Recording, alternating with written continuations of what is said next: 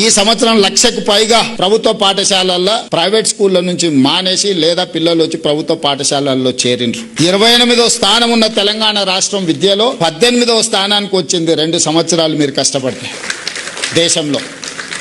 నేను ఇప్పుడు మిమ్మల్ని అడుగుతున్నా, 2023 డిసెంబర్ కంటే ముందు మీరే టీచర్, ఇవే పాఠశాలలు మారలే, పిల్లలు మారలే, మా టీచర్లు మారలే. అంతకంటే ముందు 14 నుంచి 23 వరకు ఎవ్రీ ఇయర్ ఎందుకు డౌన్ ఫాల్ చూసింది, 24 నుంచి 26 వరకు ఎందుకు అప్ ట్రెండ్ చూస్తున్నాం మనం? పొలిటికల్ ఎగ్జిక్యూటివ్ యొక్క అటెన్షన్, మా అటెన్షన్, మా ఫోకస్ ఎక్కడ ఉంటుందో మా యంత్రాంగం ఫోకస్ కూడా అక్కడనే ఉంటది. As a team leader I have to focus on certain things, then only my chief secretary, my education secretary or my IT secretary will focus on that. నాకే ప్రాధాన్యత లేనప్పుడు నా దగ్గర ఉన్న సిబ్బంది, నాతో కలిసి పనిచేసే సిబ్బంది ఎందుకు వాటి మీద దృష్టి పెడతారు? ఈ రోజు కొంతమంది అంటున్నారు, నిన్న కొందరు మాట్లాడుతూ ఉంటే తెలంగాణలో విద్యాశాఖకు పూర్తి స్థాయిలో మంత్రి లేడు, అర్జెంట్ గా రేవంత్ రెడ్డి గారు పూర్తి స్థాయి మంత్రిని విద్యాశాఖకు నియమించాలని. నేను మిమ్మల్ని అడుగుతున్నా, పర్ఫామ్ చేసినందుకు నేను విద్యాశాఖ నుంచి తొలగాల, లేకపోతే నర్సరీ, ఎల్కేజీ, యూకేజీ ఇంట్రడ్యూస్ చేసి నర్సరీ నుంచి 12th క్లాస్ వరకు బ్రేక్ఫాస్ట్ ఇచ్చినందుకు నేను తొలగాలనా? ప్రపంచంలోనే సక్సెస్ స్టోరీ ఉన్న కార్పొరేట్ కంపెనీల సీఈఓలు